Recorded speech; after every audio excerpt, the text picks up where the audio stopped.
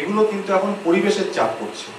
ফলে সেদিক থেকে দেখতে গেলে এখন যেটা পশ্চিমবঙ্গের ভবিষ্যৎ, এবং পশ্চিমবঙ্গ তাদের করছে ভালোই, ক্ষুদ্র শিল্প, মাঝারি শিল্প, এবং যেটা বলা হচ্ছে এখন মেধাভিত্তিক ক্ষুদ্র শিল্প, মেধাভিত্তিক ক্ষুদ্র শিল্প কিন্তু পশ্চিমবঙ্গের ভবিষ্যৎ অত্যন্ত উজ্জ্বল।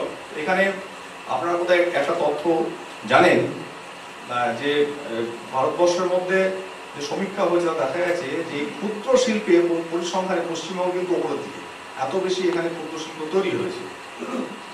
এখন এইগুলোকে করতে হবে কি, এগুলোকে আরো বেশি করে মানে অর্থনীতিতে রূপান্তর করতে গেলে এগুলো একটু জ্ঞানের উপরে, মানে জ্ঞান এবং দক্ষতা এর উপরে ব্যবহার করে এই শিল্পগুলোকে তৈরি করতে হবে। এইখানেই কিন্তু দরকার হচ্ছে এখন বেশি করে স্কিল ব্যাপারটাকে নতুন করে ভাবনা চিন্তা করা। স্কিলের মধ্যে আমরা জানি যে সারা পৃথিবী জুড়ে এখন যে স্কিলের দ্রুত পরিবর্তন ঘটছে সেটা হচ্ছে ইনফরমেশন টেকনোলজি স্কিল। ইনফরমেশন টেকনোলজিতে যা ইনফরমেশন টেকনোলজি এটা বলতে গেলে সব বিষয়ের মধ্যে জড়িয়ে গেছে, ডাক্তারি বলুন, সেটা সোশ্যাল সেক্টর বলুন, বা আমাদের ইঞ্জিনিয়ারিং বলুন, যে কোনো জায়গাতে তথ্য প্রযুক্তিতে যে দক্ষতা দরকার সেটা কিন্তু খুব বিরাট মাপে যায় চলে, ম্যানেজমেন্ট সব জায়গাতে। এইখানে এখন দরকার হচ্ছে আমাদের যে নতুন নতুন তথ্য প্রযুক্তিতে যে স্কিল বা দক্ষতা দরকার সেইগুলোতে বেশি করে কিন্তু আমাদের ছেলে মেয়েদের প্রশিক্ষিত করা।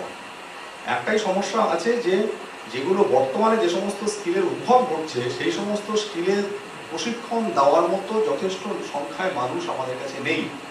এটার জন্য আমাদের কিন্তু তাকিয়ে থাকতে হচ্ছে বড় বড় বহুজাতিক সংস্থা, বিদেশি সংস্থাগুলি, বিদেশি যে সমস্ত বিশ্ববিদ্যালয় রয়েছে এবং সেগুলো এবং যারা গবেষণা করছেন এই সমস্ত মানুষদের দিকে।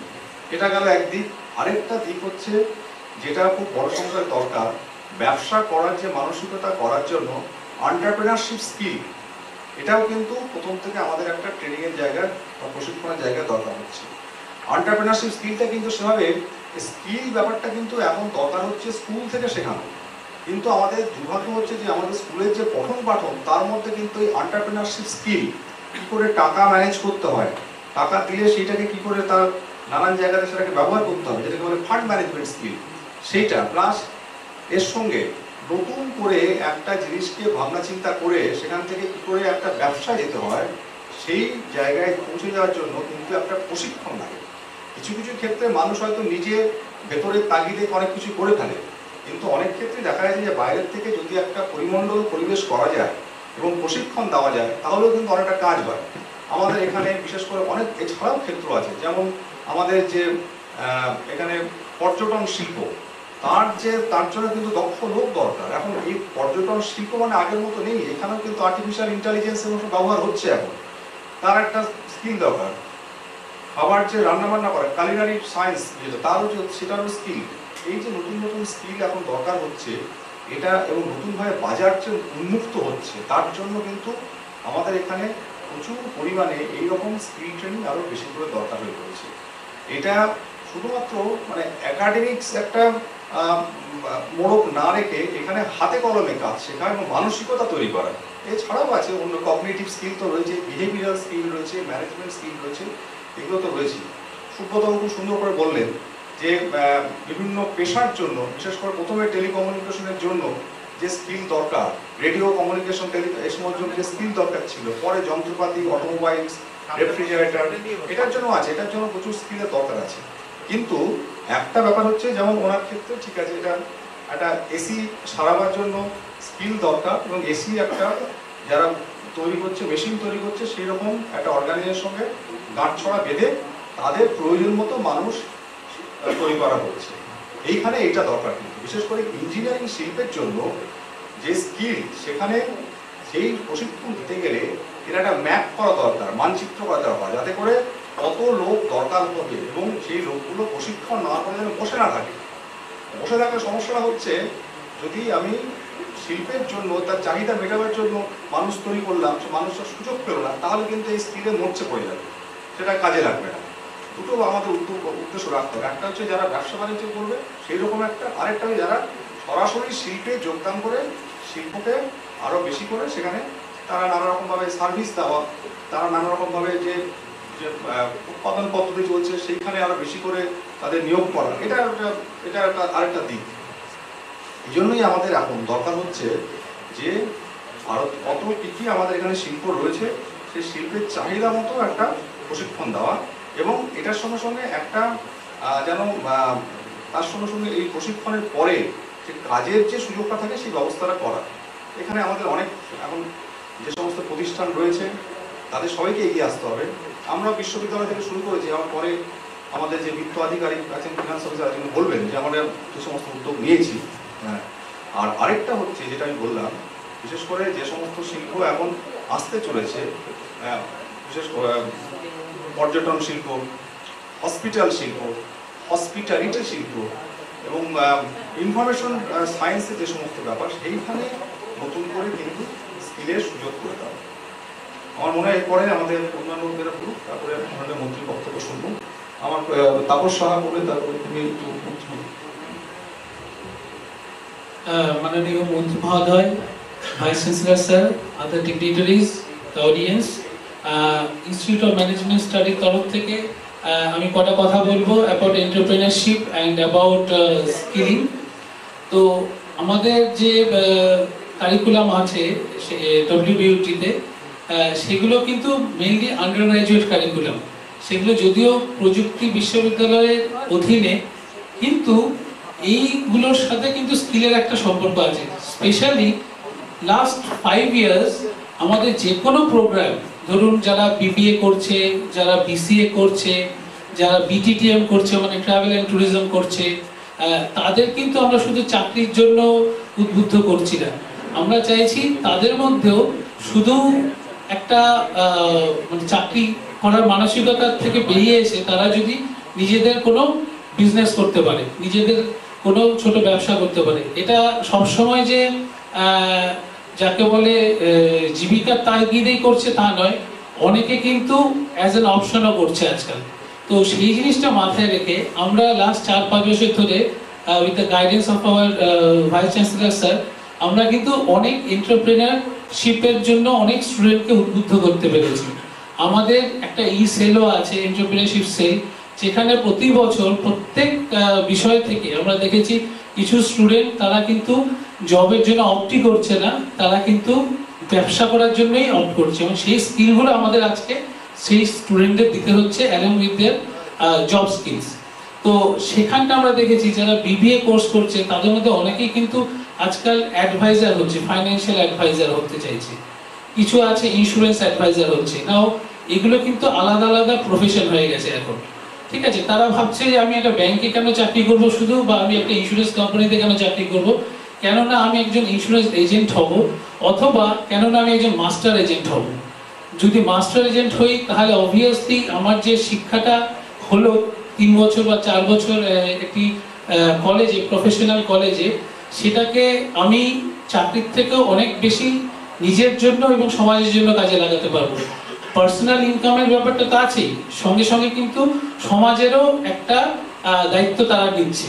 সেরকম আমি দেখেছি বিসিএ, যেখানটা স্টুডেন্টরা খুব ভালো ভালো বড় বড় মাল্টিন্যাশনালে চাকরি পান, সেই বিসিএ ছেলেরাও কিন্তু আজকাল নিজেদের ওয়েব ডেভেলপমেন্ট সেন্টার তৈরি করছে। প্রথম থেকেই অনেকেই তৈরি করছে, সেখানে কিছু মানে যাকে বলে কল সেন্টার টাইপের কিছু জব ওরা পাচ্ছে, সেটাও নিজেদের উদ্যোগে করছে। এমনকি আমাদের কলেজে বা আমাদের বিশ্ববিদ্যালয়ে কিছু ছাত্রছাত্রী একসাথে সম্মিলিত প্রচেষ্টাতে তারা কিন্তু প্রথম থেকেই একটা সেলফ হেল্প গ্রুপ মাধ্যমে অনেক কাজকর্ম করছে।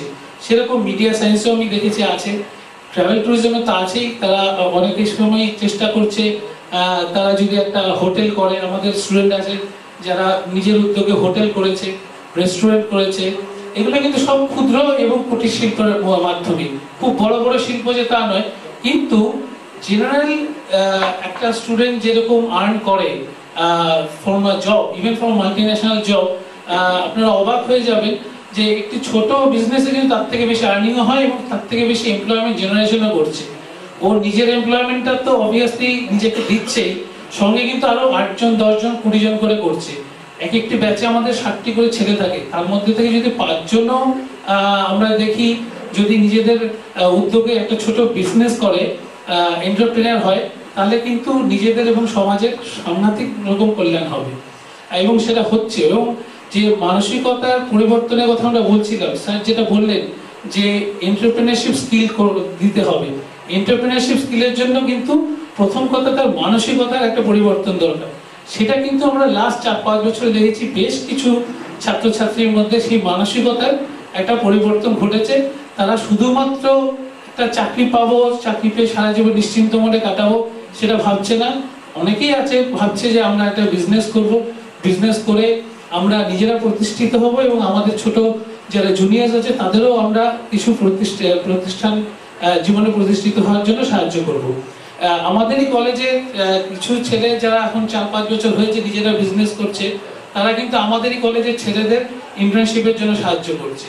তো এইভাবে জিনিসটা কিন্তু খুব ছোট করে হলেও অনেকটাই শুরু হয়েছে। তো সেরকম travel and tourism, culinary science বা এরকম আমাদের অনেকেই যেটা খুব নিজেদের উদ্যোগে করতে পারে সেরকম ছোট ছোট বিজনেস করছে। এরকম আমাদের ভাইস চ্যান্সেলর স্যালারি একটা স্কিম ছিল, success stories of unknown entrepreneurs of India. সেখানে আমাদের ইসেলে অনেক জয়েন করেছিল এবং তাদের সবাইকে আজকে আমরা বলেছিলাম, কিন্তু সময়ের জন্য তারা আসতে পারেনি। তাদের মধ্যে একজন এসছেন, উনি নিজের উদ্যোগে কেক পেস্ট্রির বিজনেস করেন। তো আমি তাকে বলবো যদি আমাদের সেল থেকে একটুখানি ইন্ট্রোডিউস করে দেওয়া হয় তুমি বুঝতে পারবেন সেটা। দেবাংশু যদি একটু করে দাও। এরকম আমাদের লাস্ট 2 বছর অন্তত 10 জনকে আমরা করেছি। নাজ জুয়েলারিজ স্যার উনি ইউনিভার্সিটিতে গেছিল, তারপরে এছাড়া সমুদ্রে দেখছিল, সেটা আছে। পরের বক্তা উনি ওনার বক্তব্য রাখবেন।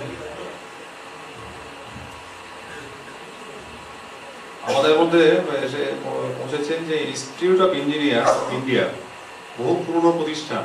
আপনার বোধ হয় 1929-এর, তাই 1929 না 20, 100 বছর institute of engineers of India. তার জেনারেল সেক্রেটারি মেজর ভট্টাচার্য এসছেন। আমরা খুব ভালো মেজর জেনারেল ভট্টাচার্য, সিদ্ধার্থ ভট্টাচার্য পুরো নাম।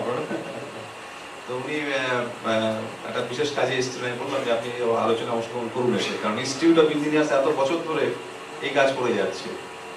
তো যাই হোক উনি বলবেন বক্তব্য। তার আগে আমাদের মধ্যে রয়েছেন জয়দীপ মুখার্জি ডিসিজি, উনি একটু বক্তব্য রাখুন, সংক্ষেপে বলুন সবাই, যাতে আমরা আবার আরেকটা রাউন্ড আসতে পারি। তারপর আমরা টেলিকমিউনিকেশনে আলোচনা দিব।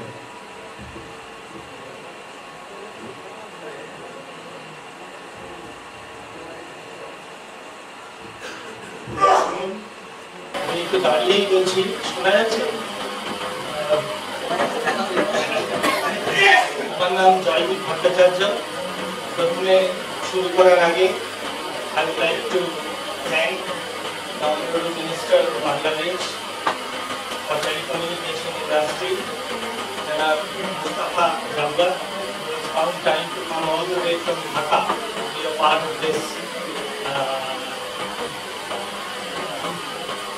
part of this discussion forum. ওনার একটা অন্য পরিচয় আছে। মন্ত্রী হওয়ার আগে উনি কিন্তু খুব নাম করা একজন technologist. So I would like to first say that he is a technologist first, and then he is a minister, and when his turn comes, I and I'm sure many others in this group will be very eager to know বাংলাদেশে একটা প্রচন্ড transformation এসেছে, আমরা যেটা বলেছি, through the telecommunication sector. Because of telecommunication sector, Bangladesh has been able to reach out to the bottom 30 to 40 percentile of its population and have been effectively changing their lives. This is something where we in India must learn, because Bangladesh's overall growth, Bangladesh's overall economic condition, and when I talk about economic condition, I am not talking about per capita GDP. I would be more interested to know that how the per capita income of the people in the bottom 30 to 40 percentile is changing. That is a more moot measure in today's terms of development. So, যাই হোক, when he speaks, he will talk about that. আমি যেটা বলতে চাই যে I work for the Chatterjee Group, Dr. Pranali Chatterjee Group, and we have recently taken up the task of setting up a not-for-profit research university, a research institution which will be focused only as of now in postgraduate, PhD and other post-PhD programs. এর জন্য আমরা 4টে vertical দিয়ে শুরু করছি। প্রথম ভার্টিক্যালটা হচ্ছে quantum computing, কারণ আপনারা অনেকেই শুনে থাকবেন যে the entire regime of computing is poised to change. আমরা যে সিলিকন চিপ দিয়ে কম্পিউটিং করি তার সঙ্গে quantum computing is also going to come up and complement it. আমি বলছি না যে পুরোপুরি silicon chip based computing will be obsolete, but it will come and complement silicon chip based computing in a very big way. তার জন্য আমাদের সবাইকে প্রস্তুত হওয়া দরকার। এটা হচ্ছে একটা ভার্টিক্যাল। দ্বিতীয় ভার্টিক্যালের নাম আমরা দিয়েছি চিন্তা, Chatterjee institute for neurological sciences and translational applications. এখানে আমরা রিসার্চ করব in terms of how neurological diseases can be cured by finding appropriate chemical molecules which can go towards curing such problems.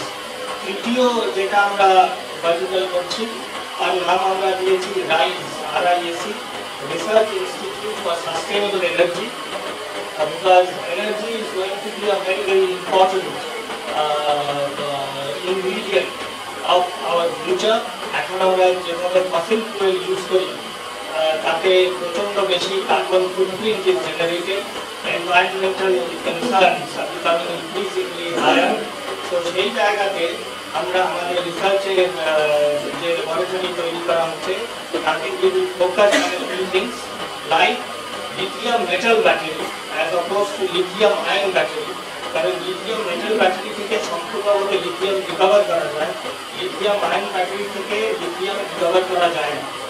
এমনি আমরা আমাদের নেক্সট উদ্যোগ হবে এই গ্রুপে to develop commercially usable sodium battery. Sodium is available plentiful across the world. সোডিয়ামের কোনো problem নেই, সুতরাং সোডিয়াম বেস ব্যাটারি তৈরি করতে পারলে অলরেডি তৈরি হতে লেগেছে একটু। পুনাতে যেমন আইসার they have developed a technology which is being used by a commercial bus operator today, sodium metal battery দিয়ে। এছাড়া পরবর্তীকালে we would also like to take up research in the area of hydrogen, how to generate hydrogen and to make hydrogen into a fuel which would be the preferred fuel, because hydrogen থেকে fuel recovery calorific value recover করার পর hydrogen becomes transferred to water. So the gain is between water to hydrogen to water to hydrogen. However, যতটা simple শোনায় এটা অত simple না। এখানে there are some major challenges in terms of how to break the water molecule into hydrogen and oxygen without creating explosions, and also to use that amount of energy which would be much lower than the energy which is recovered by combusting hydrogen. The fourth vertical, যেটা নিয়ে আমি একটু বলতে চাই, তার নাম আমরা দিয়েছি institute for advancing intelligence. Not advanced intelligence, but advancing intelligence.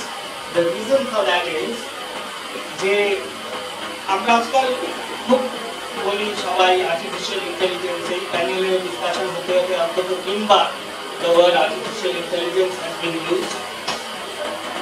Artificial intelligence, machine learning, deep learning, neural networks, all these are being repeated ad nauseam nowadays almost in everything. কিন্তু এই আর্টিফিশিয়াল ইন্টেলিজেন্স নিয়ে কাজ করতে গেলে আমাদের তার থেকে একটা বেসিক জিনিস করার দরকার। সেটা হচ্ছে the world is running short of high quality mathematicians. অঙ্ক করার লোক আমাদের পুরো পৃথিবীতে খুব কমে যাচ্ছে। আর এখানটাতে একটা অদ্ভুত ব্যাপার হচ্ছে যে পশ্চিমবঙ্গে পিকুলিয়ার ভাবে একটা অদ্ভুত স্কিল আছে, এটা আমি নিজেও জানতাম না। আমরা এই গত কয়েক বছর রিসার্চ করে জানতে পারলাম যে ইন্ডিয়াতে এখন টপ ম্যাথমেটিক্স ইনস্টিটিউট, তার নাম হচ্ছে Chennai mathematical institute, CMI. CMI এর যিনি ডাইরেক্টর, ওনার নাম হচ্ছে প্রফেসর রাজীবা লক্ষ্মণ কারেন্নিকর। উনি যদিও মারাঠি, একটু খুব স্পষ্ট বাংলা বলতে পারেন, কারণ উনি ওনার master degree, bachelor degree Indian Statistical Institute থেকে করেছিলেন।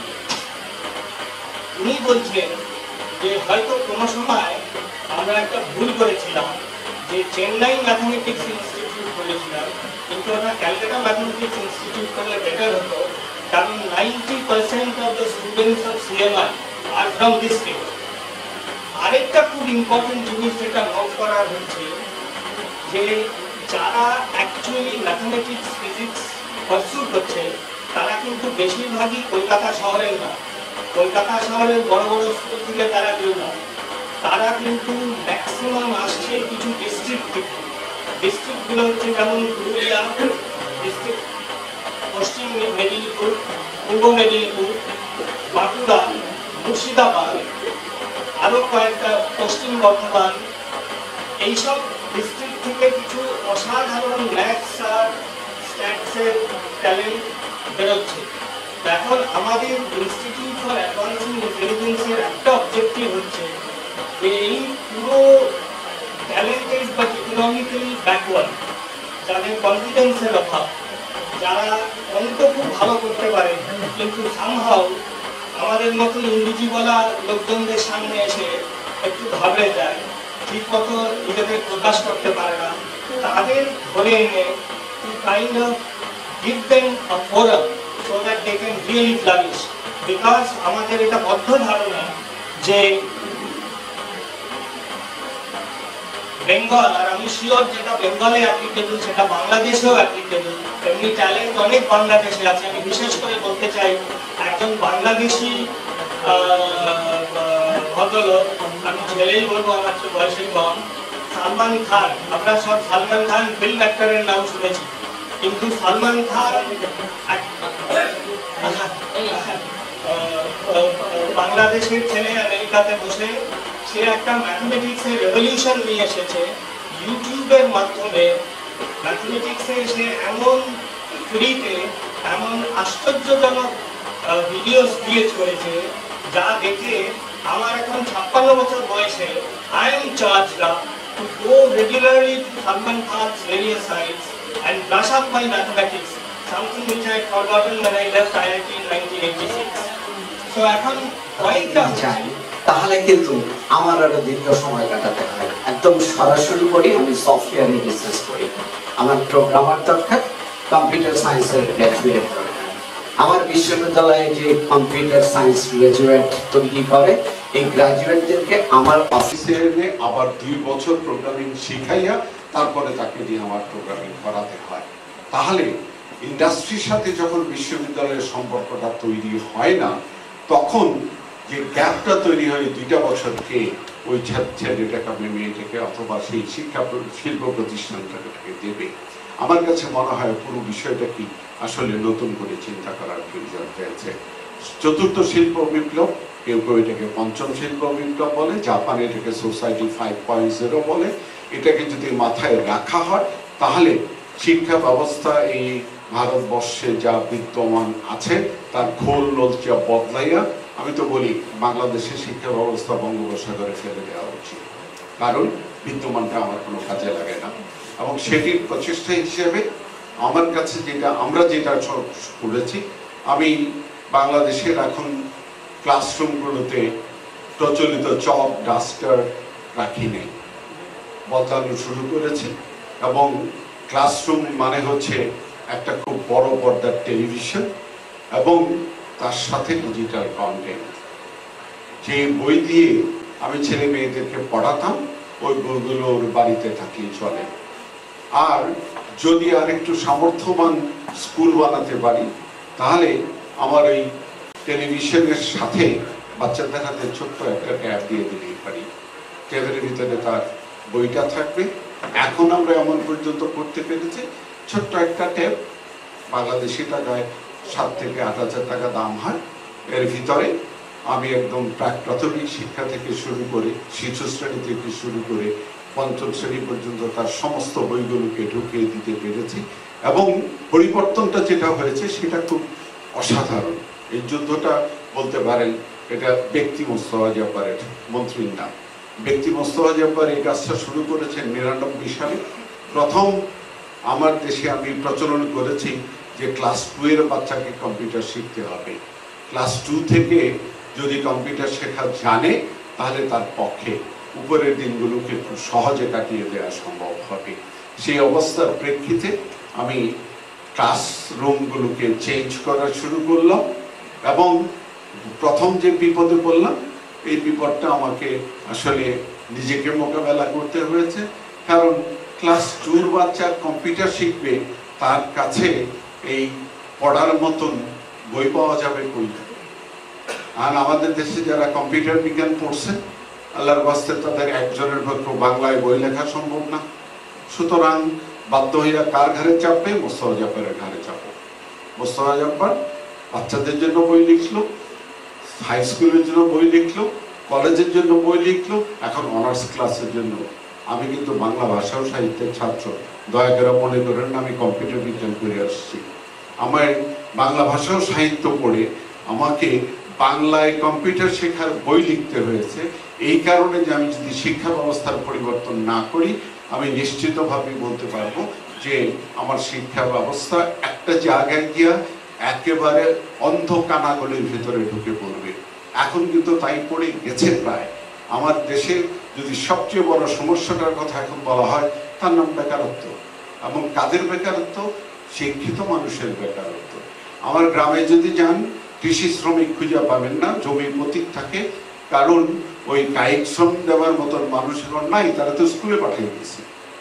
এবং যে কায়িক শ্রম দেয় তারও বেতন কিরকম?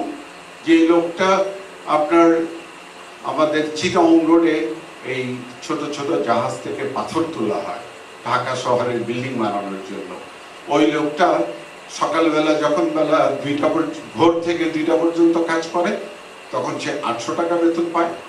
এবং 2টা থেকে যখন রাত 10টা পর্যন্ত করে তখন সে আরো 600 টাকা বেতন পায়। 1400 টাকা তার দৈনিক কামাই এবং 30 দিনে 42,000 টাকা কামাই। আমার বিএ পাস বা এমএ পাস একটা ছেলে অথবা মেয়েকে আমি 10,000 টাকা বেতন একটা চাকরি দিতে পারি না। সেই রকম অবস্থার ভিতরে আমার এই শিক্ষিত বেকারদের জন্য কর্মসংস্থান করা এটি নিঃসন্দেহে চ্যালেঞ্জ। আমার চ্যালেঞ্জটা আমি বুঝছি।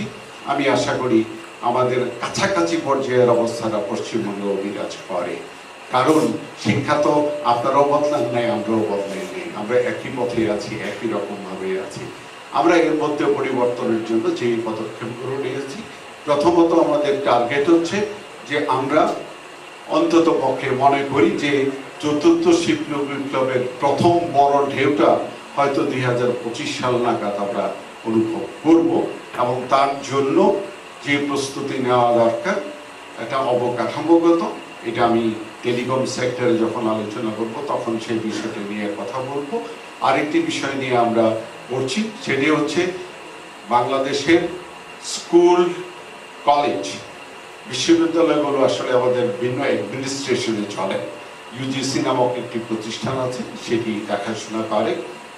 সুতরাং বিশ্ববিদ্যালয় পর্যন্ত পৌঁছানোর ক্ষমতা আমার নাই। আমি স্কুল এবং কলেজ পর্যন্ত যাওয়ার চেষ্টা করছি এবং স্কুল কলেজের ভিতরে আমরা আগামী 5 বছরের ভিতরে বাংলাদেশের সমস্ত স্কুলকে ডিজিটাল ক্লাসরুমে রূপান্তর করতে চাই। ইতিমধ্যে আমাদের কন্টেন্টস ডিজিটাল ক্লাস 5 পর্যন্ত হয়ে গেছে। ভিডিও কন্টেন্ট যদি বলেন তাহলে সেটা ক্লাস 10 পর্যন্ত হয়ে গেছে, কিন্তু ভিডিও কন্টেন্টকে আমি আসলে ডিজিটাল যুগের উপযোগী কন্টেন্ট মনে করি না। ভিডিও দেখে লেখাপড়া করার দিনটা চলে গেছে, এখন ইন্টারঅ্যাক্টিভ মাল্টিমিডিয়া কন্টেন্ট দিয়ে লেখাপড়া করার সময়। আমরা আশা করছি যে আগামী 2-3 বছরের ভিতরে অন্তত পক্ষে সেকেন্ডারি লেভেল পর্যন্ত আমরা কন্টেন্টসকে ডিজিটাল করে দিতে পারবো। একই সাথে আমরা যে জায়গাটার উপর গুরুত্ব দিয়েছি, আমার নিজের কাছেই মনে হয় বোধ একটু দুঃসাহসী পদক্ষেপ নিয়েছি। আমরা শিশুদের জন্য প্রোগ্রামিং শেখানো আশা করছি আগামী 2 বছরের ভিতরে বাধ্যতামূলক করতে পারবো প্রাথমিক স্তর পর্যন্ত। ইতিমধ্যে আমরা হাই স্কুল স্তর পর্যন্ত তথ্য প্রযুক্তি শিক্ষা বাধ্যতামূলক করেছি। আমি একটি জায়গায় বিশ্বাস করি, আপনারা বিশ্ববিদ্যালয়ে যাদেরকে পড়াবেন তাদেরকে যদি নিজে থেকে তৈরি করে না হয়, আপনারা কাদেরকে পড়াবেন? আমার এরকম অভিজ্ঞতা আছে। আমি হাই স্কুলে গিয়ে শুনেছি, স্যার এখনো তো তাকে অ আ ক খ শিখাইতে হয়, আমি কেমন করে পারবো? তার মানে হলো আমার অ আ ক খ শেখানোর যে জায়গাটা, ওই জায়গাটাকে আসলে ঠিক করা দরকার। সেই কারণেই আমরা মনে করি প্রাথমিক এবং মাধ্যমিক স্তর এই দুইটাকে সবচেয়ে বেশি গুরুত্ব দেওয়া দরকার। সেখান থেকে যে মানুষগুলি বিশ্ববিদ্যালয় পর্যায়ে যাবে না কেন, উচ্চশিক্ষার জন্য যাবে না কেন, তারা যেন প্রস্তুত হয়ে যেতে পারে, সেই জায়গাটার মধ্যে আমরা গুরুত্ব দিতে চাই। একই সাথে আরেকটি বিষয় আমি মনে করি, আমি শুনেছি যে বিষয়গুলোতে দক্ষতা অর্জনের জন্য প্রশিক্ষণের ব্যবস্থাগুলো করা হয়। আমি সবিনয়ে একটি কথা বলতে চাই, এই দক্ষতাগুলো আগামী দিনের দক্ষতা না, এই দক্ষতাগুলো বর্তমানের দক্ষতা। এই বর্তমানের দক্ষতা দিয়ে আগামী দিনে চলা যাবে না। অতএব আমার মনে হয় আমাদের এখনই সময় চিন্তা করার, আমরা আগামী দিনের দক্ষতা দেওয়ার জন্য ব্যবস্থাটা করছি কি না। আমরা রোবটের তলে পড়ে মারা যাব, নাকি আমাদের ছেলে মেয়েরা রোবট তৈরি করবে, এই জায়গাটা যদি সিদ্ধান্ত না নিতে পারি, তাহলে আমাদের জন্য আসলে কঠিন একটা সময় হয়ে যাবে। আমি সত্যি সত্যি আনন্দিত এই বিষয়গুলো আপনাদের সাথে শেয়ার করতে পারার জন্য। আমি একই রকমভাবে মনে করি যে পৃথিবীতে একটি মাত্র জায়গা আছে যে জায়গায় আসলে আমার নিজের কাছে বিদেশের স্টেটও মনে হয় না, এটা কলকাতা। আর বাকি দুনিয়ার যত জায়গায় গিয়েছি সেই জায়গাতেই মনে হয়েছে বিদেশে এসেছি। তো কলকাতাকে বিদেশ বলা হয় না বলে আমি মনে করেছি যে আমাদের আসলে এই কাজ করার বিষয়টা বোধহয় একসাথে করা দরকার। আমি ধন্যবাদ জানাই ইন্ডিজিনাস ইনস্টিটিউটকে যে তারা 7th চ্যাপ্টারটা বাংলাদেশে করতে চাচ্ছেন।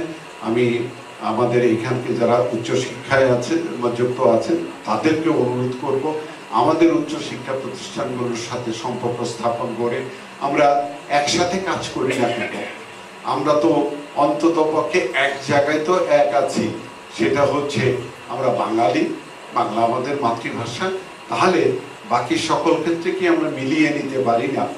আমি কিন্তু কালকে এক সময় বলেছি যে ভৌগোলিক সীমা রেখাটা চতুর্থ শিল্প বিপ্লবের জন্য আদৌ কোনো গুরুত্বপূর্ণ বিষয় না।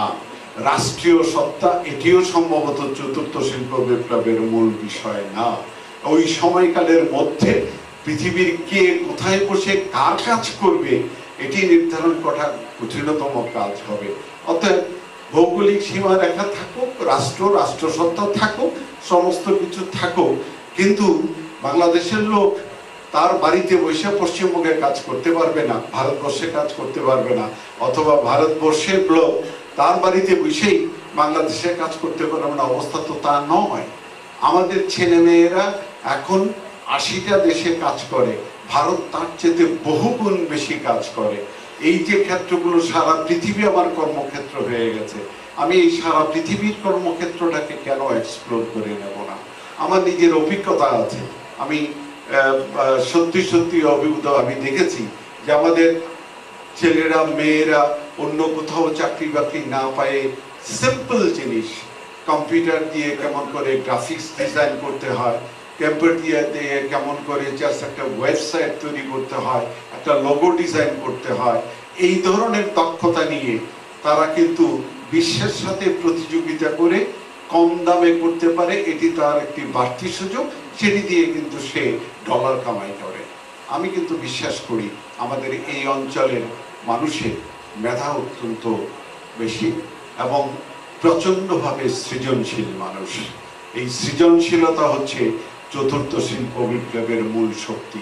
আমি গুরুত্ব দিয়ে বলবো 3টি জায়গায় বোধহয় আমরা গুরুত্ব দিতে পারি। একটি হচ্ছে উদ্ভাবন, যে উদ্ভাবনের বদৌলতে চীন তার চেহারা বদলে দিয়েছে। একটি হচ্ছে সৃজনশীলতা, যেটি মেধার উপর নির্ভরশীল, এবং আরেকটি হচ্ছে যেটি আপনারাও করছেন, একে প্রয়োগ করা। এই যে এন্টারপ্রেনারশিপের কথা বলছি, আমি যদি উদ্ভাবন করতে পারি, আমার যদি সৃজনশীলতা থাকে, তাহলে আমি যদি সেটাকে প্রয়োগ করতে পারি, তাহলে আমার কাছে মনে হয় আমরা সত্যিকারের একটি এমন দেশ হব। আমি শেষ কথাটি বলবো, আমি বাঙালি, লাঙ্গল জোয়াল নিয়ে আমি বড় হয়েছি, কিন্তু চতুর্থ শিল্প বিপ্লব আমি মিস করতে চাই না। ধন্যবাদ আপনাদের সবাইকে। জয় বাংলা, জয় বাংলা।